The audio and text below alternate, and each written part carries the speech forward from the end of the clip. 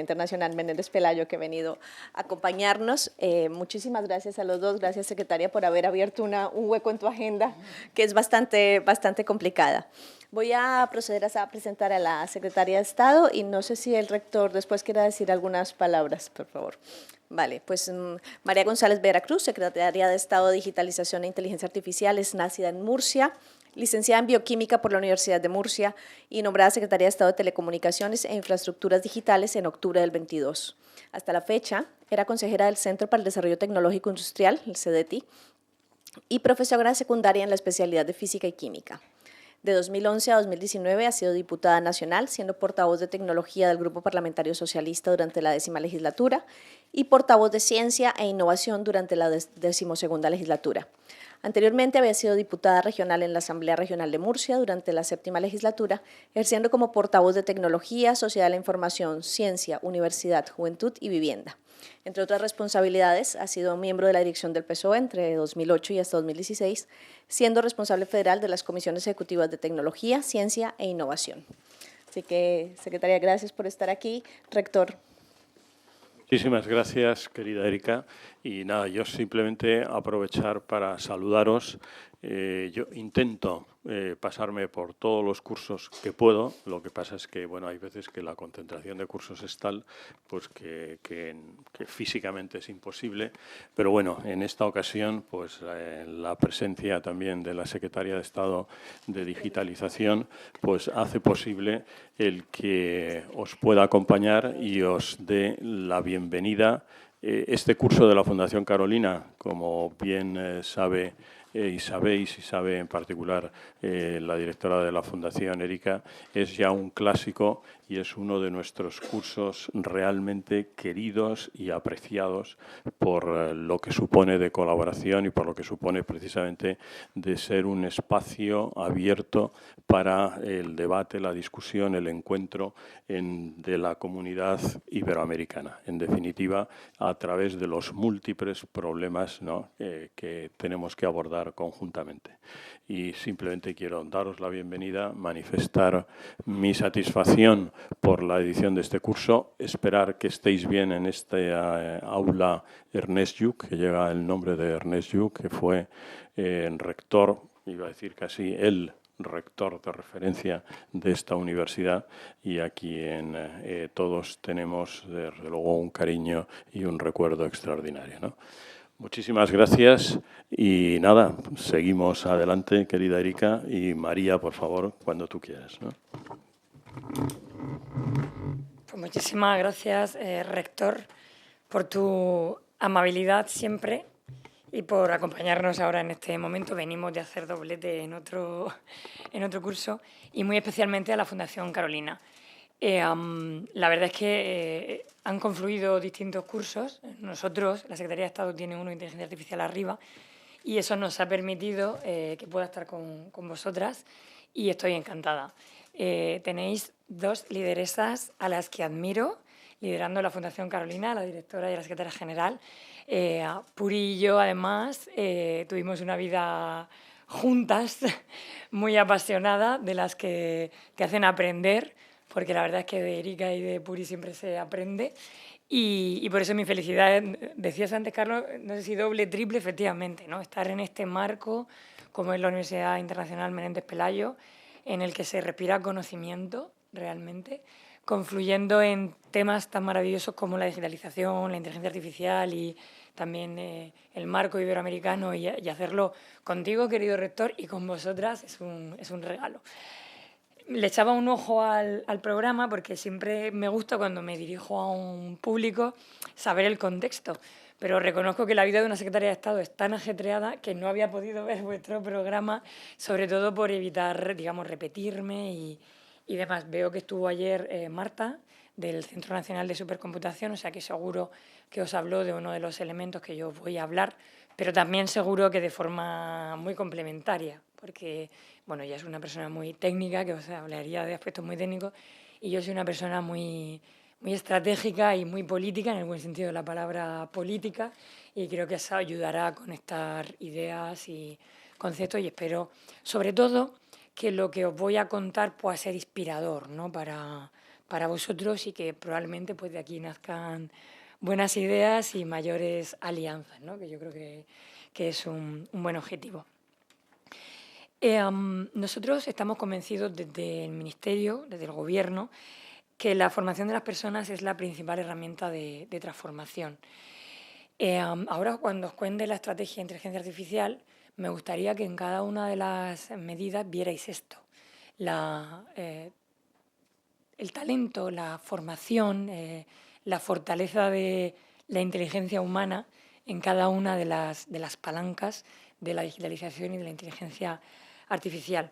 Por eso me gusta tanto soy tan apasionada de vuestra fundación, porque creemos en la cooperación, en sumar fuerzas, en el conocimiento y la ciencia, y también en la fortaleza de la relación entre España y Latinoamérica en todos los ámbitos, ¿no? En lo cultural, en lo social, en lo político y en lo tecnológico. Yo añadiría que ahora más que nunca, quizás, ¿no? Creo que la misión, esa convicción que tenemos que estrecharla muchísimo más en un momento en el que, no solo por las tensiones geopolíticas y por la polarización que vive el mundo, sino por la irrupción de la tecnología, digamos que nuestra hermandad, ¿no? Tiene obligatoriamente que ser más fuertes, que hacernos más fuertes y más resilientes. Tenemos sin duda no solo una historia común, sino la grandeza de nuestra lengua, y quizás a veces no nos lo creemos lo suficiente, ¿no? Yo creo que esa fortaleza, ese poder que tenemos que ser capaces de multiplicarlo, de hacerlo, pues como digo, más fuerte, ¿no? Pero yo creo que si hay algo que nos une, que tiene mucho que ver con el talento, que os decía al principio, es la convicción de que el humanismo, de que las personas tienen que estar en el centro de toda la revolución que está sucediendo, y es harto complicado, ¿eh? O sea, la revolución que estamos viviendo está alejando este modelo, está alejando al ciudadano del centro de las decisiones. Por lo tanto, nos apela todavía mucho más a nuestra responsabilidad y a nuestra capacidad de dar respuesta a los retos que tenemos encima de la mesa, ¿no? Por lo tanto, de estas dos convicciones, de la necesidad del talento en esta era digital como elemento de garantía para que la ciudadanía, las personas sigan estando en el centro, no solo de nuestras decisiones, sino de nuestras políticas, voy a hablaros hoy, esta mañana, de la Estrategia Española de Inteligencia Artificial. Entiendo que nadie os la ha contado, ¿no? Como yo la voy a contar de forma integral, ¿no? Ha habido ideas, ¿no? Una parte muy técnica que ya nos Lo de presentó Marta y algunos análisis. Víctor la ha Vale. mencionado. Bueno, yo quiero poner encima de la mesa una idea principal, y es que España ha conseguido desde el 2019 hasta ahora ser pionera. Muchas veces, si escuchamos solo el gran debate, donde parece que solo está Estados Unidos y los países asiáticos, podemos pensar que no estamos haciendo bien o que no estamos en el debate, ¿no?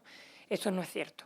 Es verdad que no somos una potencia, como lo pueden ser Estados Unidos o China, pero también es verdad que estamos reforzando todas nuestras potencialidades para poder llegar a ser potencia en lo que más nos interesa, que es, por ejemplo, la inteligencia artificial ética, la inteligencia artificial humanista o el potencial que tiene el castellano en términos de digitalización e inteligencia artificial.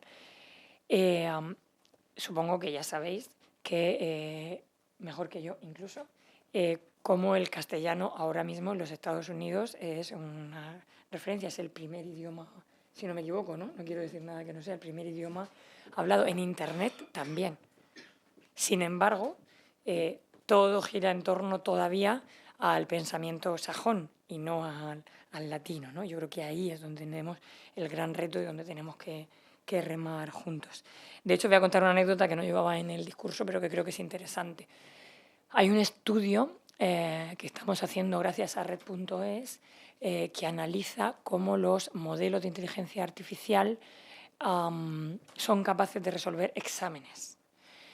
Cuando los grandes modelos de inteligencia artificial resuelven los exámenes de Estados Unidos, pues sacan maravillosas expedientes, maravillosas calificaciones, pero cuando resuelven, por ejemplo, exámenes de lo que le conocemos en España como selectividad, las pruebas de acceso a la universidad, no lo resuelven bien. La clave está en el entrenamiento y el reto está en el entrenamiento. En esta revolución no nos pueden ganar la batalla cultural, no nos pueden ganar la batalla del lenguaje. Y por eso, ALIA, y ahora os hablaré un poquito más, y por eso todo lo que nos queda por tejer juntos, que es uno de los retos que tenemos desde el Ministerio, y le confesaba ahora a Erika y a Carlos, con los que tengo mucha confianza fuera, que es como una de mis obsesiones que todavía no he podido desarrollar en plenitud, porque la realidad es que solo llevo Secretaria de Estado desde enero y sacar muchos de los proyectos que os voy a contar ha sido arduo, pero toca ya intensificar junto con el Ministerio de Exteriores, junto con la SEGIP, junto con la Fundación Carolina, marcarnos hitos de colaboración y de mayor impulso a lo que tenemos que hacer juntos. Bueno, hemos sido pioneros, os decía. La primera estrategia de inteligencia artificial en España se escribe y se publica con el liderazgo de otra gran mujer, Nadia Calviño, nuestra anterior vicepresidenta del Gobierno, en 2021, cuando ni siquiera existe ChatGPT, para que veáis un poco esto de, por ponerle un ejemplo a esto de ser pioneros.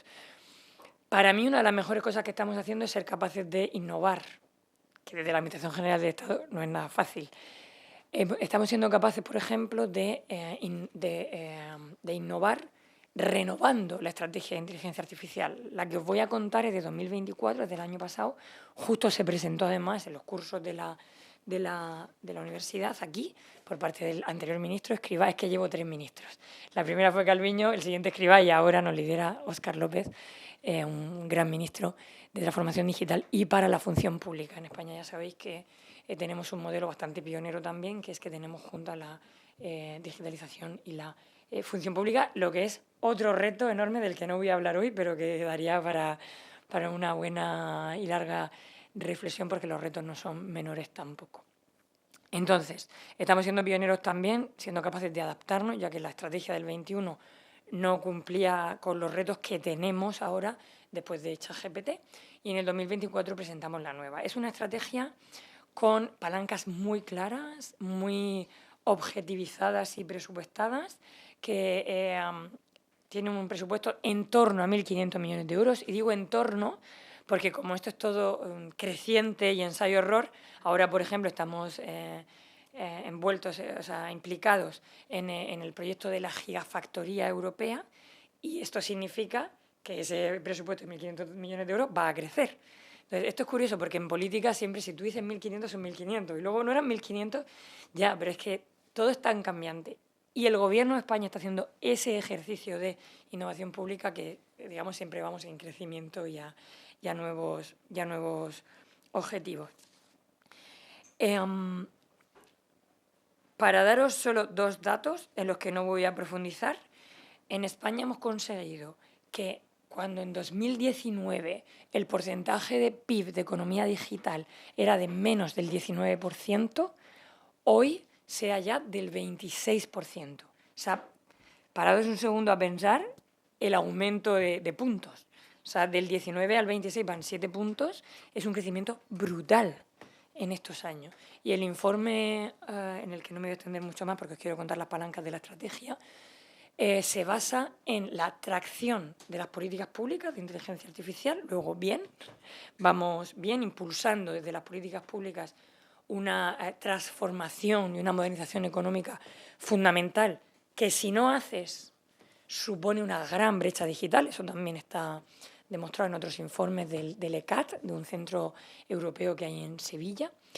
Y luego el otro eje muy importante y que avala también los posicionamientos que compartimos es que la convicción de la apuesta por la inteligencia artificial ética y humanista es un elemento clave para ese crecimiento del PIB y para la competitividad de la inteligencia artificial, ¿vale? O sea, es decir, no es solo una cuestión de convicción y de valores que desde Europa, que desde España y nuestra alianza latinoamericana creemos ¿no?, firmemente, sino que es un elemento de competitividad. Os lo digo en otras palabras.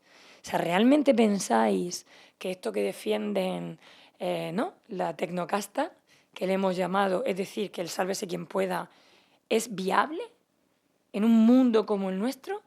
Desde luego hay quien quiere que sea así, pero no podemos permitirlo. O sea, lo que nos estamos jugando a día de hoy es si toda la nueva dimensión digital va a tener reglas democráticas, las básicas, reglas democráticas, derechos fundamentales, por los que llevamos siglos trabajando y peleando, o esto va a ser un sálvese quien pueda.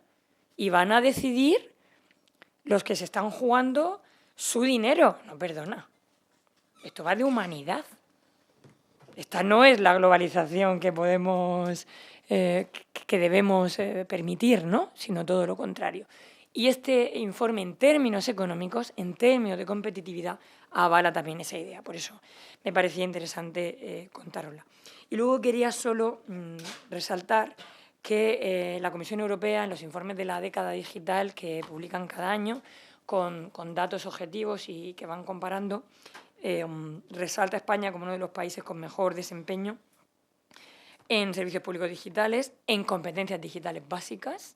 No me voy a extender mucho en el Plan Nacional de Competencias Digitales porque, digamos, es transversal, no es una pata, una palanca de Estrategia Nacional de Inteligencia Artificial, pero sí que os llamo a conocerlo. Hemos movilizado 3.700 millones de euros desde lo público, desde lo privado, desde las distintas administraciones, y estamos formando a más de 2 millones de españoles, desde competencias digitales súper básicas hasta competencias profesionales, para que toda esta revolución llegue realmente a toda la ciudadanía, a todo el territorio, y nos ayude a romper también brechas, por supuesto, de género, de edad, rurales y de todo tipo. Al final, los que llevamos toda nuestra vida trabajando por la igualdad en todos los ámbitos, este es un elemento que no puede generar una desigualdad que, si es, va a ser exponencialmente mayor.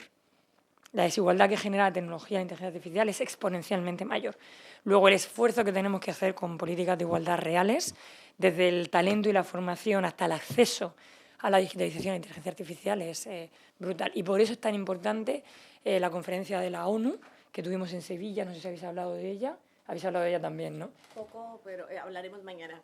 Pues solo un apunte. El Gobierno de España quiso hacer una mesa, quiso hacer un side event sobre inteligencia artificial con este prisma que estamos hablando, porque nosotros estamos convencidos de que lo que estamos haciendo en España, que es no solo ser pioneros, que también, algo que es maravilloso, pero sobre todo democratizar el acceso a la digitalización, democratizar el acceso a la formación, democratizar el acceso a la inteligencia artificial.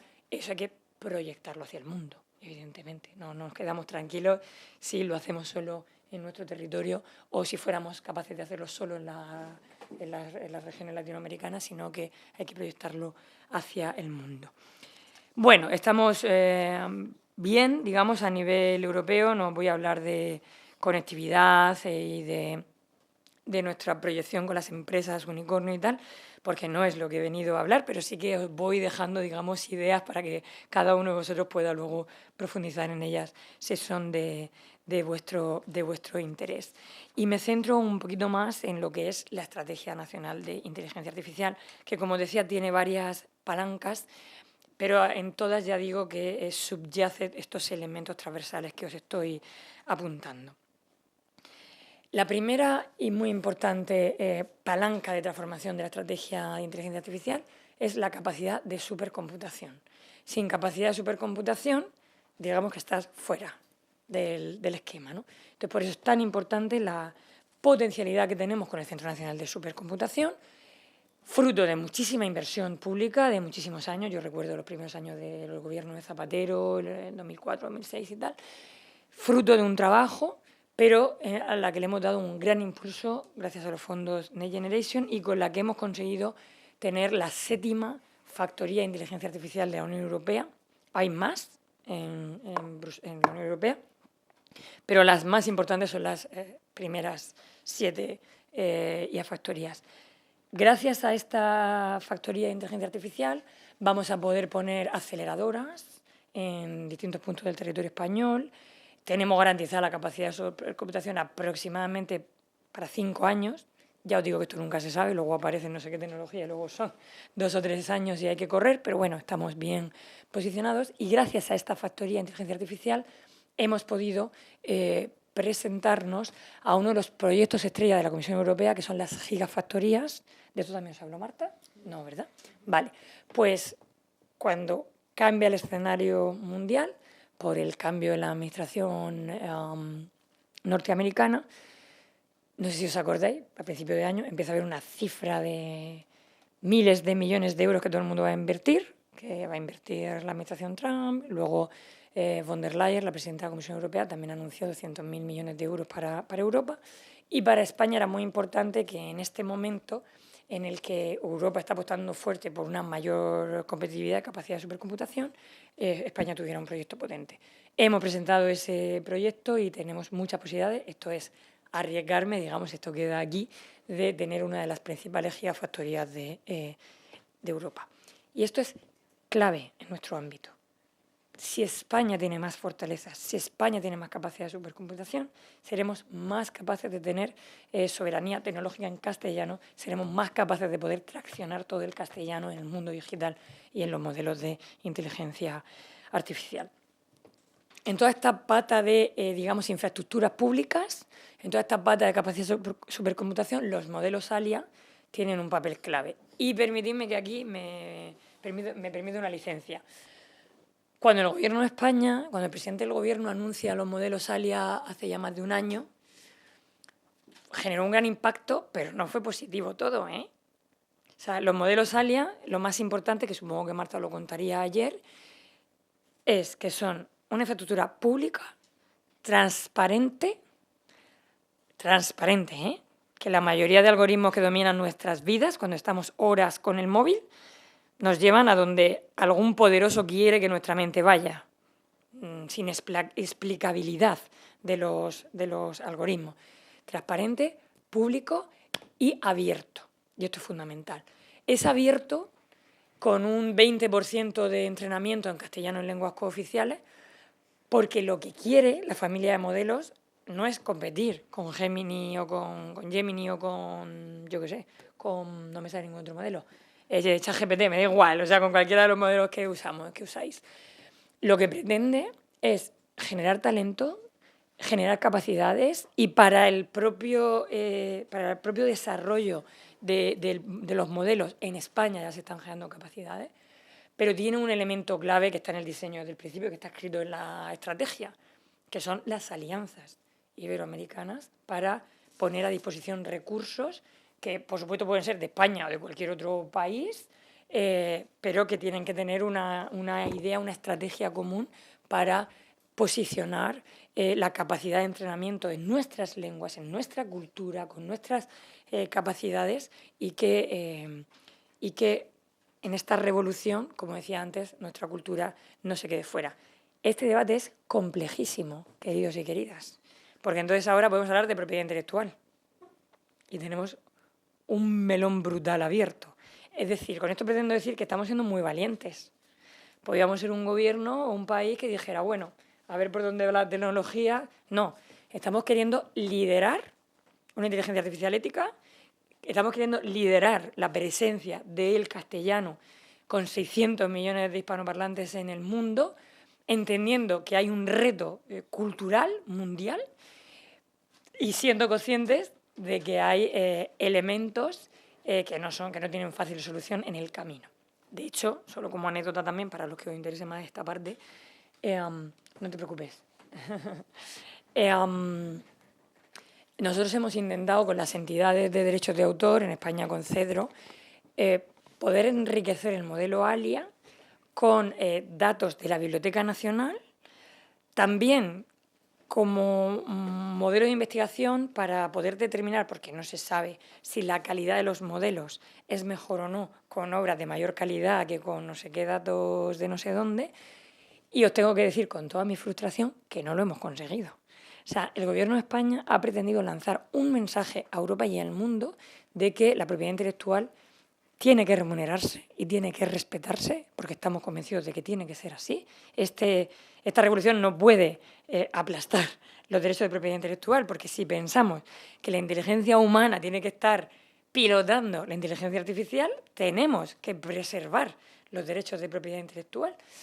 Pero no lo hemos conseguido, porque en el mundo de los autores pues hay muchos miedos, muchos reparos, y al final pues siempre topas con que mis obras no quiero que estén a disposición todavía del entrenamiento, ¿no?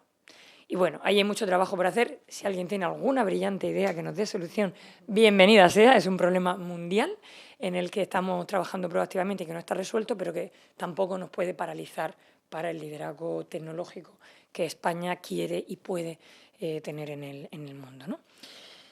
Bueno, entonces, sobre la familia de modelos Alia, después de todo lo que os contará ayer Marta, para mí lo más importante es que es una familia de modelos en crecimiento, que vamos a publicar, no sé si a final de año o a principio del que viene, el modelo 40B instruido, es decir, que vienen más capítulos de modelos con más capacidades, con mayor entrenamiento de datos, pero sobre todo que estamos trabajando mucho en generar la primera comunidad de IA abierta en España, y yo creo que ahí también tenemos un reto de colaboración con el resto de países.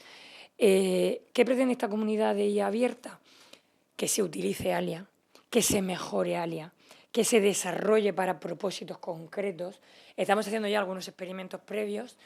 Es súper divertida mi secretaría de Estado, ¿eh? Para los que nos gusta innovar es todo el rato así. Hemos hecho en el Plan Nacional de Algoritmos Verdes, tenemos un plan nacional que viene de la otra estrategia, de la de 2021, en la que estamos destinando recursos a la aplicación de la IA a la sostenibilidad, ¿no? Plan Nacional de Algoritmos Verdes. Pues en el último hackathon que tuvimos, que fue una maravilla, ver a gente joven como vosotros e incluso más joven, utilizando la inteligencia artificial para un propósito como la sostenibilidad, la verdad que es precioso. Pues habían utilizado uno de los últimos versiones de Alia, que es un traductor, y tenían muy buenos resultados de cómo está funcionando el traductor al castellano recién publicado, ¿no? Entonces, lo que pretendemos es generar talento, generar formación, poner a disposición de pequeñas y medianas empresas, de desarrolladores, una infraestructura que no tendrían de forma pública si no fuera porque la pone el Gobierno y el Centro Nacional de Supercomputación a disposición. Y desde luego yo creo que aquí es donde tenemos un reto conjunto, pero bueno, esto no es tanto para hablarlo aquí como para seguir hablando con los países. Tenemos MOOC con algunos de los países, pero yo creo que además hay que hacerlo en el marco, pues eso, con el Ministerio de Exteriores, con la SEGIP, para ver qué más pasos se pueden dar con el resto de los países para fomentar los modelos de inteligencia artificial en general y el mayor porcentaje de entrenamiento en castellano en los distintos modelos y la usabilidad de los propios modelos. O sea, Alia está disponible para que cualquier hispanohablante en el mundo genere sus desarrollos, sus aplicaciones en lo que considere, y para mí eso es lo maravilloso, ¿no?, de la puesta a disposición de esta infraestructura. Solo decir, bueno, este capítulo, digamos, de capacidades, de infraestructuras, esto es lo más importante que tenía que trasladaros, que esto es, solo deciros que esto es soberanía y que necesitamos soberanía. Todo lo que se construye en las empresas, en las administraciones públicas a día de hoy, depende de las grandes multinacionales. Y tenemos que hacer ese trabajo que es lento, que es pausado, pero que tiene que ser sobreseguro, digamos, para ir ganando esa soberanía tecnológica que necesitamos y que es imprescindible para los gobiernos y para las empresas, porque nunca nadie sabe lo que va a pasar. Y en esa línea estamos trabajando también mucho en términos de defensa, en términos de ciberseguridad, en términos de analizar los distintos estadios, las distintas fases de la cadena para ir ganando esa soberanía. Ahí es fundamental que conozcáis, aunque no es directamente estrategia, pero todo está imbricado, que hemos puesto en marcha hace justito un año una entidad pública nueva en España, que se llama Sociedad Española para la Transformación Tecnológica, que tiene ahora mismo 16.000 millones de euros para invertir en las empresas Y esto es muy importante porque no tienen por qué ser solo empresas españolas ni europeas. Sí que tienen que ser empresas que vayan a invertir en España, al menos en un porcentaje de su pipeline, ¿no? de su capacidad de negocio, pero que nos está permitiendo ganar mucho en soberanía. O sea, lo que estamos intentando es que empresas muy potentes que hay en España, como por ejemplo Multiverse es una empresa vasca que ha sido capaz, con tecnologías cuánticas además, de comprimir los modelos de inteligencia artificial para que se puedan entrenar incluso en dispositivos sin necesitar grandes capacidades y grandes GPUs. Es decir, podríamos tener un DeepSeek en España gracias a Multiverse. ¿Y qué estamos haciendo desde el Gobierno? Apalancar ese capital, intentar evitar que se lo lleven fuera y que deje de ser español, que deje de ser europeo.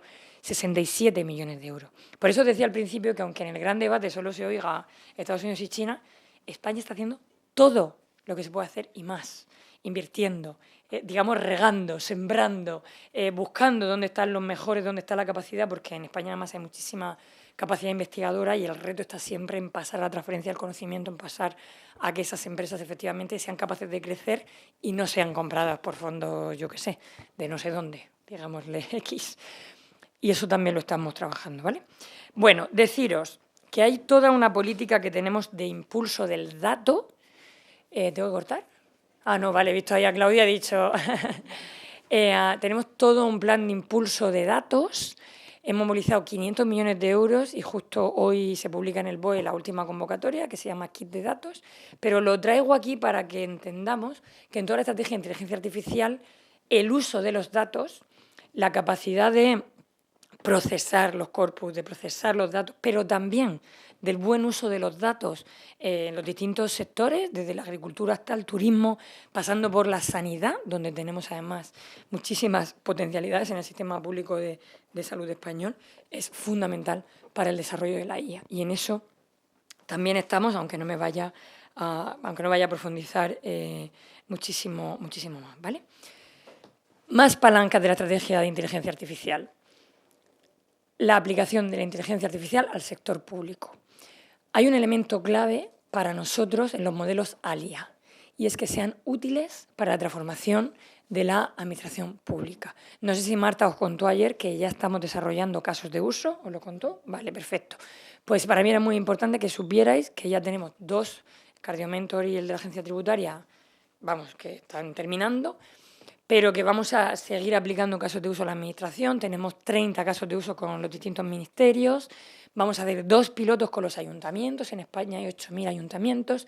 La filosofía que tenemos es, y tiene mucho que ver con el modelo función pública, transformación digital, es a ver si somos capaces de abordar la implantación de la inteligencia artificial en la administración pública de una forma ordenada, de una forma en la que una aplicación de inteligencia artificial pueda ser útil para los 8.000 ayuntamientos, porque la experiencia que tenemos de la fase anterior de digitalización es hacer 8.000 aplicaciones para 8.000 ayuntamientos, con lo que eso supone de falta de interoperabilidad, por supuesto de derroche de recursos públicos. Entonces estamos haciendo el esfuerzo de intentar ofrecer una cartera de servicios a la administración pública y no es nada fácil porque es todo nuevo, en fin, ya sabéis, no voy a repetir lo mismo.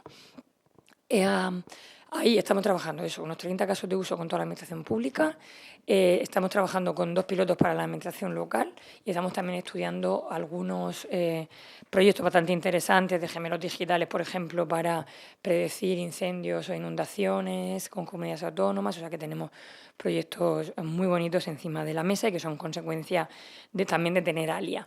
Cuando hacemos ese tipo de proyectos no solo utilizamos ALIA, utilizamos, por supuesto, modelos digamos, más competitivos y más probados, pero siempre ponemos ALIA, metemos ALIA, para probarla, para mejorarla y para tener siempre esa pata de soberanía que os decía con anterioridad. Todo esto sería imposible sin la colaboración público-privada. Es fundamental que tener la visión de las empresas y hacer los proyectos conjuntamente con ellos para tener éxito, para tener un buen resultado. Y por eso otra palanca clave de la Estrategia Nacional de Inteligencia Artificial es la transformación, la implementación de la inteligencia artificial en el sector productivo. En esta palanca se hace todavía más potente lo que os decía antes de la democratización de la inteligencia artificial. Y aquí no puedo dejar de mencionar el kit digital.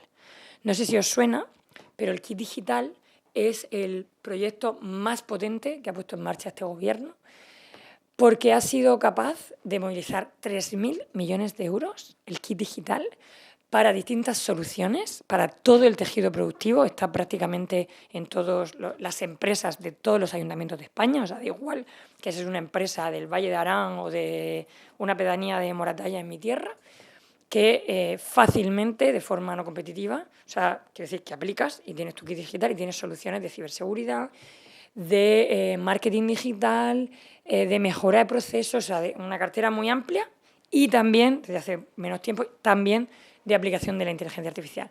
Hemos llegado a 170.000 pequeñas y medianas empresas de todo el territorio español. Me parece un modelo fundamental, porque si tú no transformas el tejido productivo de tu país, puedes hacer los alias que quieras, puedes tener la capacidad de computación que quieras, pero no estás transformando toda la economía digital de este país. Y os confieso que el kit digital me parece poco. O sea, que al final lo que hemos hecho ha sido, digamos, despertar, dar herramientas a pequeñas y medianas empresas, autónomos que están en su lío y que le hemos facilitado el decir, oye, esto te hace más competitivo, esto te hace más productivo. Con poca inversión puedes llegar a esto, ¿no? Me parece una de las políticas, desde luego, más transformadoras y de mayor éxito. Lo reconoce la década digital, pero vamos, con quien hables, con las cámaras de comercio de España, con las que lo hemos puesto en marcha y demás. No os voy a contar todos los programas de inteligencia artificial que tenemos de transformación del sector productivo, porque no pretendo dormiros, además, con el calor que tenéis y que tenemos. Pero sí que quedaros con esa idea. Mañana mismo, con el ministro Óscar López y con Red.es, presentamos la siguiente fase de ayudas para transformación de los sectores productivos, 130 millones de euros para transformación de distintos sectores de cadenas de valor, en fin, de las empresas gracias a la inteligencia artificial, y 50 millones de euros solo para inteligencia artificial y salud. Y esto es lo siguiente, o sea, no os cuento todo lo que hemos hecho ya, pero bueno, ahí están los resultados. Sin todos estos programas no tendríamos ese 26% de PIB que os decía al principio. Y termino con la parte que más me gusta, que es la palanca que tiene que ver con la ciudadanía. Yo diría la palanca de ciudadanía, que es toda la parte de talento. Además del Plan Nacional de Competencias Digitales que os decía antes, tenemos programas específicos, contratos específicos de inteligencia artificial.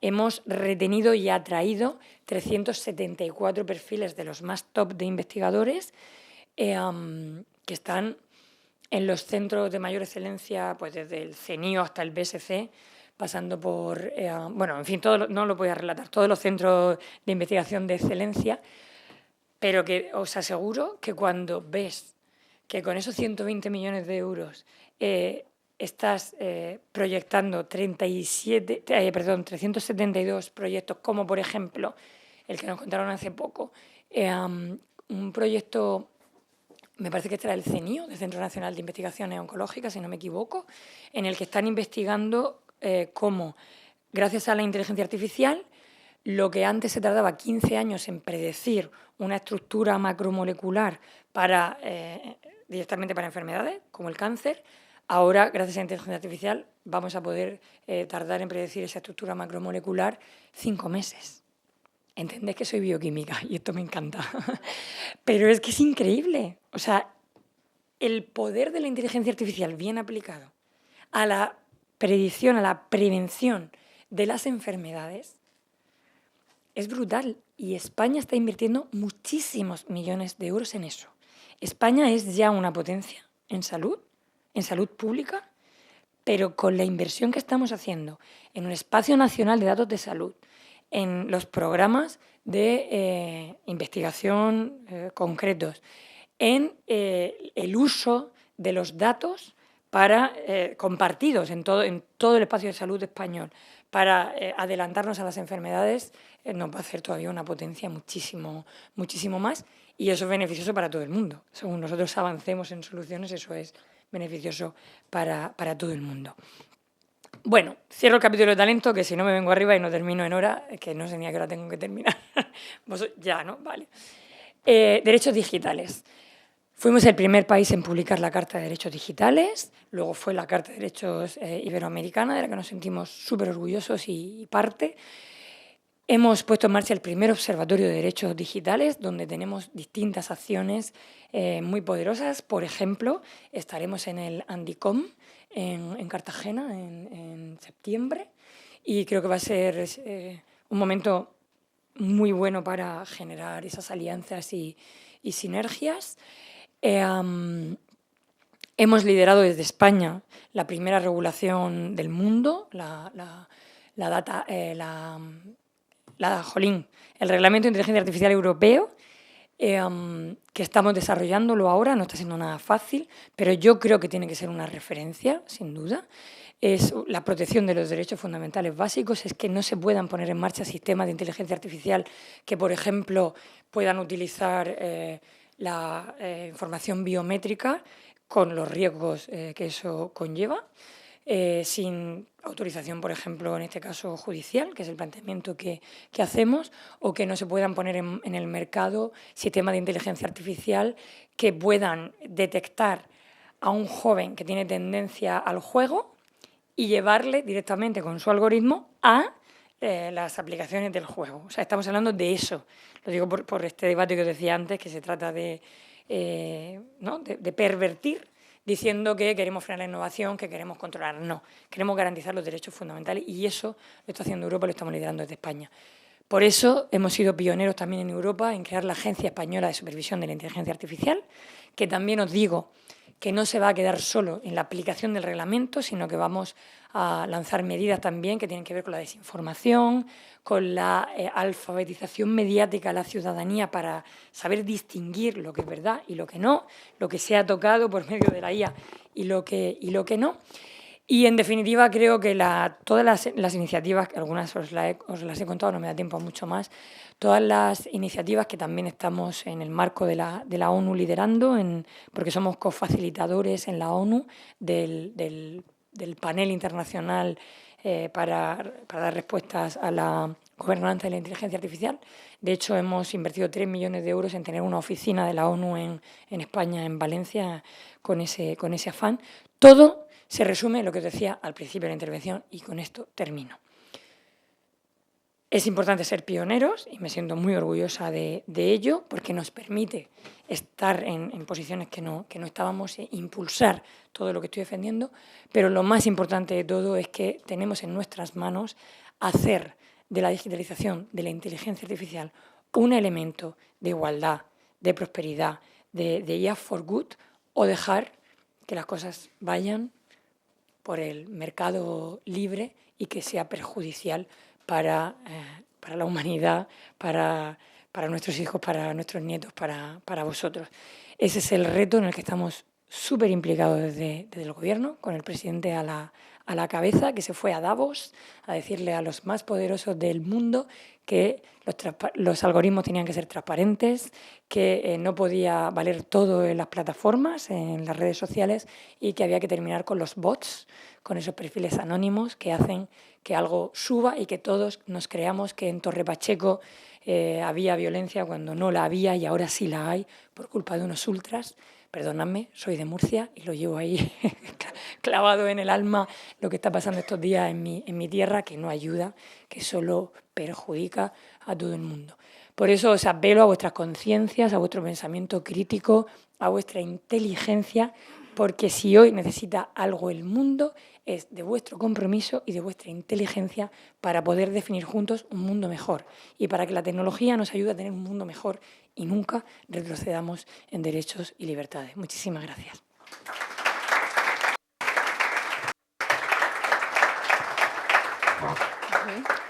Muchas... Vaya rollo se metió Erika. No, al contrario, además tengo que decir una cosa, muchas gracias secretaria, primero porque has encajado perfectamente con el contenido del curso, de muchas cosas que enlazabas, que has enlazado que estaban ahí. Ayer hablaba Lasalle de lo importante del pensamiento latino en la construcción de la inteligencia artificial, tuvimos muy coherente con todo lo demás, pero más tengo que decirte que con una visión autocrítica me has hecho darme cuenta que a mi curso le faltaba una cosa. A ver. Y es una cosa que además a mí me hace especialmente orgullosa, que es la construcción de políticas públicas coherentes. Yo he sido profesora de políticas públicas y de teoría de la organización, y una parte que no vemos y que creo que no está en el programa es, toda esta iniciativa no funciona si no tenemos un conjunto de políticas públicas coherentes, liderazgos y un entramado institucional que se construya y que esté jugando alrededor de eso. La primera coherencia de esas políticas es, ayer el general Manillenía nos decía, ¿no? Brecha de mujeres en áreas de STEM. Tenemos una Secretaría de Estado mujer científica al frente del tema. Con 3 directoras generales Con mujeres. 3 directoras, exactamente. O sea, primera coherencia, ¿no? La segunda es, tenemos un entramado institucional que no solamente está poniendo sobre la mesa el tema, sino que hay una coherencia entre las distintas políticas, entre la acción exterior de España, entre las diferentes instituciones que trabajan, el diálogo entre instituciones. O sea, hay muchos valores que nosotros, que probablemente muchos de vosotros sois politólogos y que sabemos que son importantes, que yo creo que hay que resaltar de la estrategia española. Nosotros estamos muy orgullosos de ser parte de este diálogo, de que la cooperación española no está alejada de las otras administraciones, sino que al contrario, dialogamos con los otros ministerios, hacemos parte de un objetivo común, que además tiene una cabeza y un liderazgo político de arriba abajo, pero también interinstitucional. Y yo creo que este es un valor que sí que tendríamos que trasladar a América Latina, ¿no? Nosotros que vamos a América Latina mucho con formación de funcionarios públicos, con fortalecimientos institucionales, es el valor de justamente esta coherencia de políticas, coherencia en la administración pública y el valor del diálogo interinstitucional. Y te agradezco además justamente porque tu presencia aquí es justamente parte de eso, de lo que yo estoy especialmente orgullosa de ser española y de ser parte de este gobierno en ese sentido. Muchísimas gracias, Erika. La verdad es que nunca me habían echado un piropo que me llene tanto y tan bien argumentado como Erika, pero vamos, te lo agradezco infinitamente porque yo también lo siento así. Al final las cosas para que salgan tienen que ser de verdad, tienen que ser integrales y tienen que ser coherentes, y yo creo que es lo que estamos haciendo, y tengo como el reto de que se conozca más porque creo que no es suficientemente conocido, y lo que no se conoce no se explota en el buen sentido. Por ejemplo, los jóvenes españoles no conocen esto. Y nosotros necesitamos muchos jóvenes españoles que se quieran formar en esto, porque no tiene sentido si no repercute hacia abajo, si no tenemos más profesionales, ¿no? Solo como ejemplo. Pero nada, os lo agradezco un montón, ha sido muy enriquecedor poder contaros esto. Gracias, Erika.